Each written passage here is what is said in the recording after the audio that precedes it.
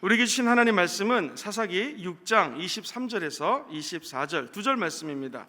구약 성경 370면에 있습니다. 다 같이 사사기 6장 23절에서 24절까지 말씀을 합독하시겠습니다. 야훼께서 그에게 이르시되 너는 안심하라, 두려워하지 말라, 죽지 아니하리라 하시니라. 기드온이 야훼를 위하여 거기서 제단을 쌓고 그것을 야훼 샬롬이라 하였더라.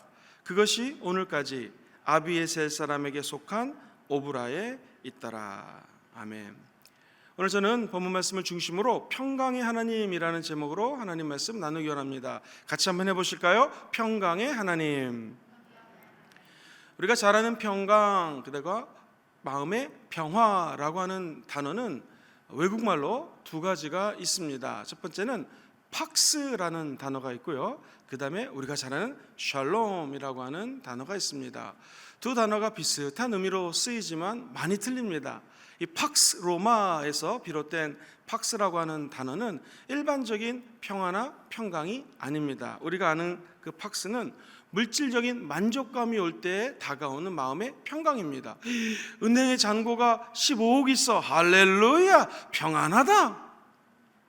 또는 내 법으로, 시스템으로, 제도적으로, 자, 법이 이러니 너희들은 내 밑에 있는 사람들이다 라고 할 때 다가오는 마음의 어떤 평안함입니다.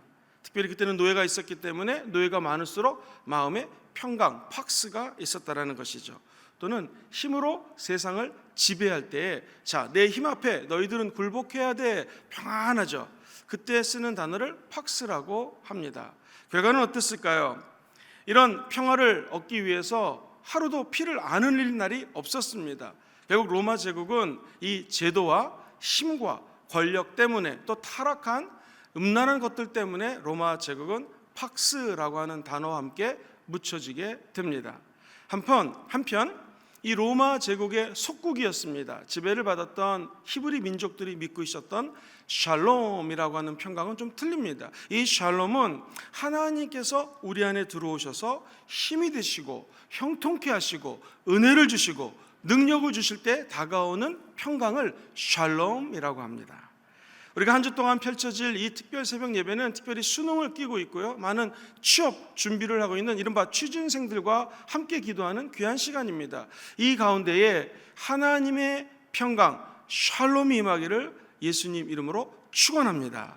이 샬롬은 인간과 제도와 힘과 능력으로 가져오는 평화가 아니라 하나님이 주시는 은혜로 말미암아 우리 마음속에 두려움이 사라지는 진정한 샬롬의 평강이 다가오게 될 것입니다.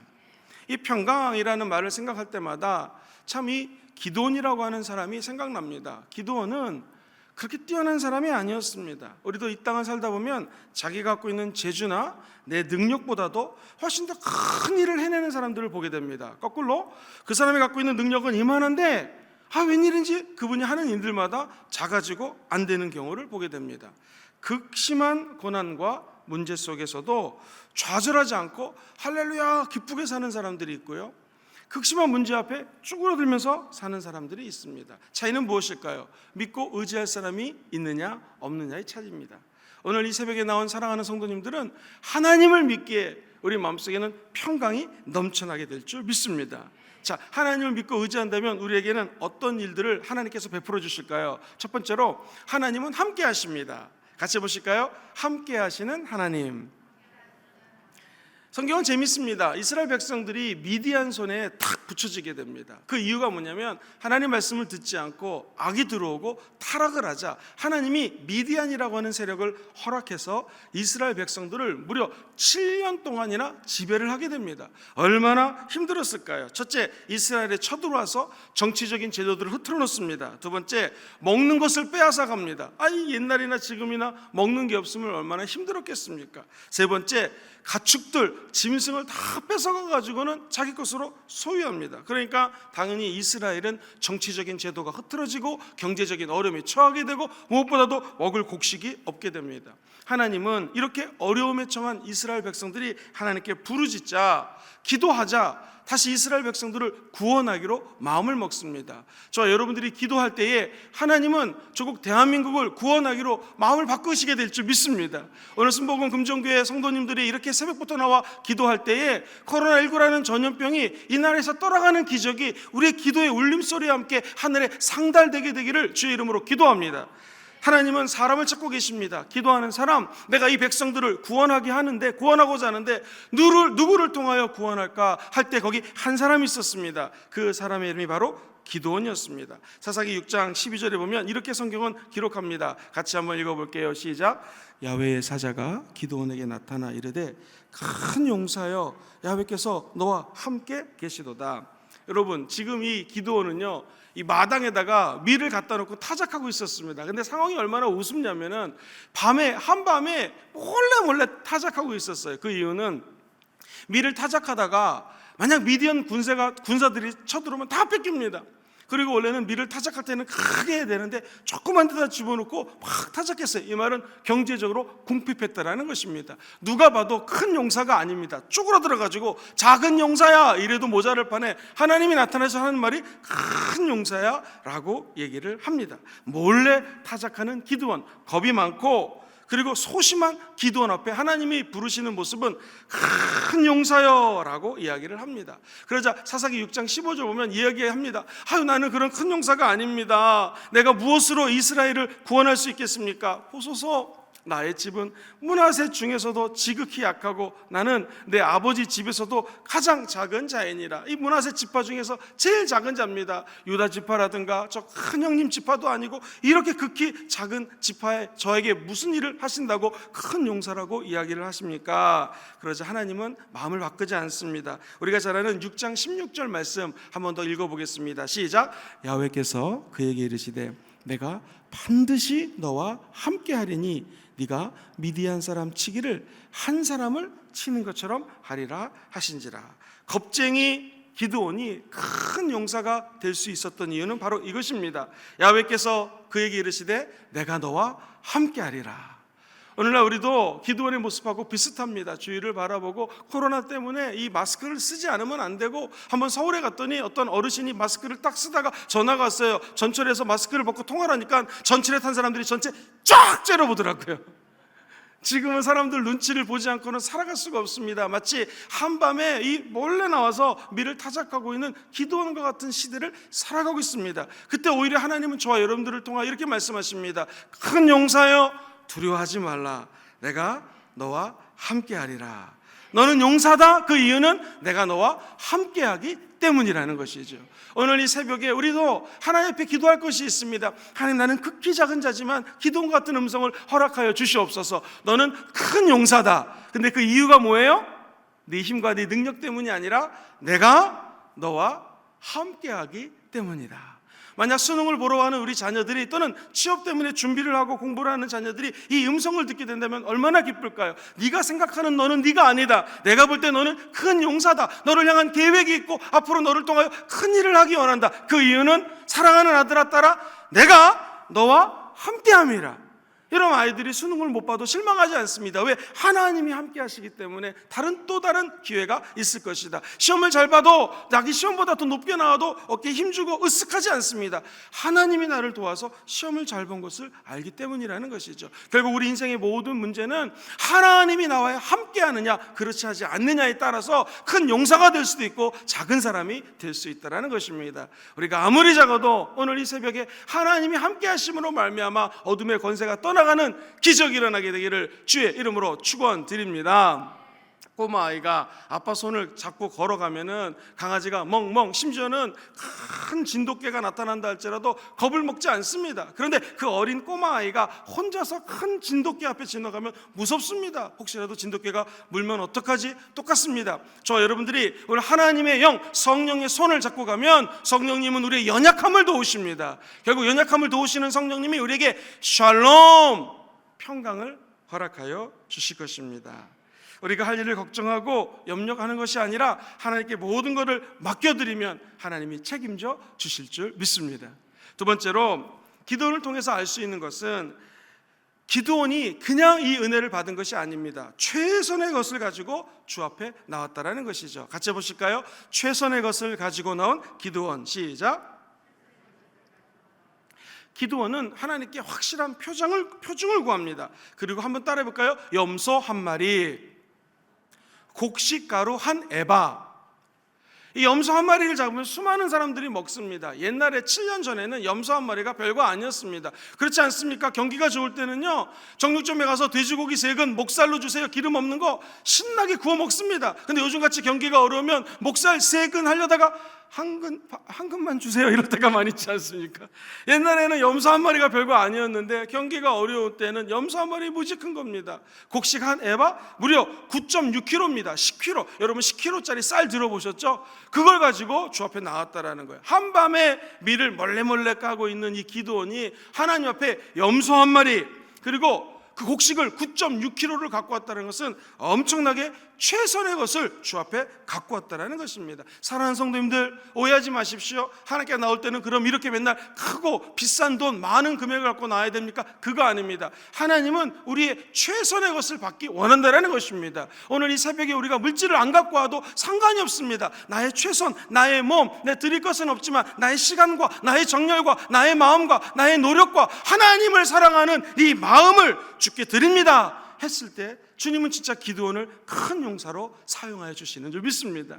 오늘 우리가 아끼는 것이 있을 것입니다. 내 생명, 내 건강, 내 물질, 내 자녀, 이것들의 최선의 것을 하나님께 드린다면 하나님은 결국 우리에게 되돌려 주시는 것이 있어요. 그것은 바로 샬롬이라고 하는 평강입니다. 인간도 그렇지 않습니까? 사랑하는 학생이 선생님에게 최선의 것을 가지고 오려고 하고 선생님이 숙제를 주셨는데 최선을 다해서 풀었는데 도무지 안 풀립니다. 그럼 선생님은 압니다. 얘가 최선을 다했구나. 그럼 진심으로 이 학생을 도와줍니다. 이건 이렇게 푸는 게 아니라 저렇게 풀어야 돼. 우리 인간도 그럴지인데 하나님께 나올 때는 최상의 것, 최선의 것 모든 열정을 담아 주께 드리게 된다면 하나님은 30배, 60배, 100배로 축복하여 주십니다. 그 축복 중에 제일 큰 축복이 무엇인가? 우리에게 평강을 허락하여 주실 것입니다. 마지막 세 번째로 우리 하나님은 한마디로 말씀드리면 평강의 하나님이십니다. 같이 해보실까요? 평강의 하나님. 거룩하지 못한 사람, 공의로우신 하나님을 만나면 어떻게 될까요? 원래 성경에서 이야기하는 것은 죄인이 하나님을 만나면 죽습니다. 사사기 6장 22절에도 하나님을 딱 바라보자 기드온이 죽는 줄 알았습니다. 위험해, 나 죽네? 라고 생각을 했을 거예요. 왜냐하면 그때는 하나님을 보는 자들마다 죽을 수밖에 없어요. 출애굽기에서도 얘기하는 것이 뭐냐면 인간이 하나님을 바라보면 죽는다라는 것입니다. 하나님은 기드온을 죽이려고 오는 것이 아닙니다. 하나님은 왜 나타나셨는가? 지금 시대적으로 어렵고 경제적으로 어렵고 마음이 쪼그라든 이때에 기드온에게 평강을 주기 위해서 나타났다는 것입니다. 하나님께서 기드온에 나타나가지고 하는 말이 뭐냐면 안심하라. 시작. 안심하라. 이 말이 바로 샬롬입니다.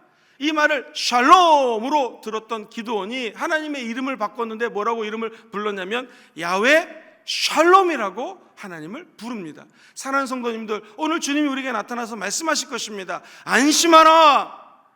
우리 하나님 이렇게 부를 수 있습니다. 샬롬. 사랑하는 성도님들, 우리가 자녀들을 위해서 기도하는 것이 얼마나 소중한 건지 모릅니다. 특별히 수능생들, 취업을 준비하고 있는 아이들을 위해서 기도할 것이 있습니다. 그것은 하나님 우리 자녀들에게 나타나서 샬롬, 안심하라 한마디만 좀 해주십시오 하고 기도할 필요가 있습니다. 미국에 가면 텍사스주에 시스코라고 하는 한 호텔이 있는데요, 그 호텔방에서 한 젊은이가 수많은 알약을 옆에다 놓고 자살을 하려고 하고 마지막으로 무릎을 꿇었습니다. 그런데 순간적으로 하나님의 말씀처럼 섬뜩 지나가는 게 있었어요. 그것은 뭐였냐면 어머니의 기도 소리였습니다. 자기가 어렸을 때에, 이 청년이 어렸을 때 엄마가 어떻게 기도했냐면, 하나님, 세상 사람은 우리 아들을 잊어버릴 수 있지만 하나님은 절대로 우리 하나님을, 우리 아들을 잊어버리지 않습니다.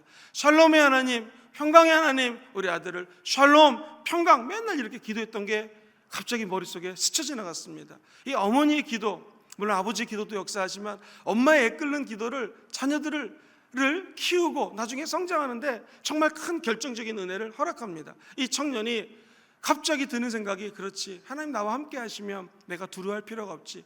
그 자리를 턱턱 일어서서 밖에 나가서 이렇게 소리칩니다. 저에게 투자하셨던 수많은 투자자 여러분, 호텔에 사람들을 모아놨습니다. 아시는 것처럼 제가 부도를 당했습니다.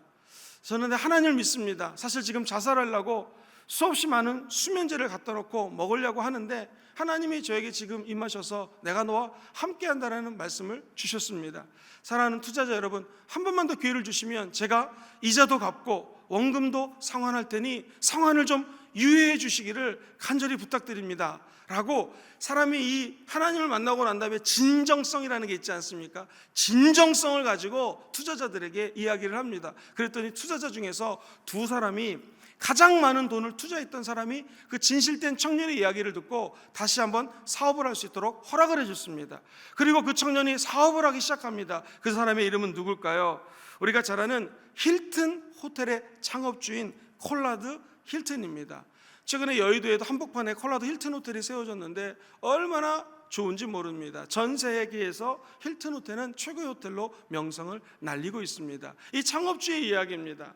우리 사랑하는 자녀들도, 아니 우리들도 때로는 사업을 하다가 공부를 하다가 하나님을 믿는다 하면서도 넘어질 때가 있어요. 좌절할 때가 있어요. 쓰러질 때가 분명히 있습니다. 그때 우리에게 손을 내미시는 분은 하나님인 줄 믿습니다. 하나님 말씀하십니다. 나니까 안심하라. 네가 해야 될 일이 있다. 그것은 너는 작은 용사가 아니다. 그 이유는 샬롬, 평강의 내가 너와 함께한다. 이 샬롬이라고 하는 것은 한번 따라해 보시죠. 원래 히브리적 의미로는요, 성장, 번영, 형통.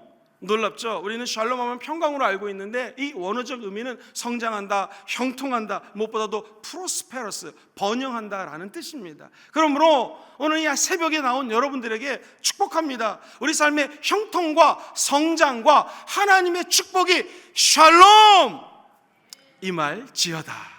그래서 이 단어 중에서 제일 좋은 단어가 샬롬이에요. 팍스, 축복, 블레싱, 여러 가지 말이 있지만 샬롬처럼 좋은 단어가 없습니다. 샬롬 안에 우리가 바라는 모든 것들이 다 들어가 있다는 것이죠. 기억하십시오. 그 샬롬이라고 하는 단어는 지극히 작은 용사, 지극히 겁장이 기드온에게 나타나셔 말씀하셨습니다. 오늘 이 새벽에 하나님은 지극히 작은 저와 여러분들에게 샬롬 말씀하실 것입니다. 우리가 해야 될 것은 최선을 하나님께 드리면 됩니다. 그럼 하나님께서 평강의 하나님으로 우리에게 역사하여 주실 줄 믿습니다. 문제를 해결하시는 하나님 간단합니다. 샬롬의 평강을 누리십시오. 그럼 우리 안에 있는 문제는 아무것도 아닙니다. 왜? 우리가 볼 때 문제는 이만한데 하나님이 그 문제를 바라보면 요만한 먼지만큼도 안 된다는 것이죠. 그 비결이 오늘 평강의 하나님, 샬롬의 하나님에 있다는 거 잊지 마시고 오늘 하루도 샬롬의 하나님이 저와 여러분과 함께 하실 것입니다.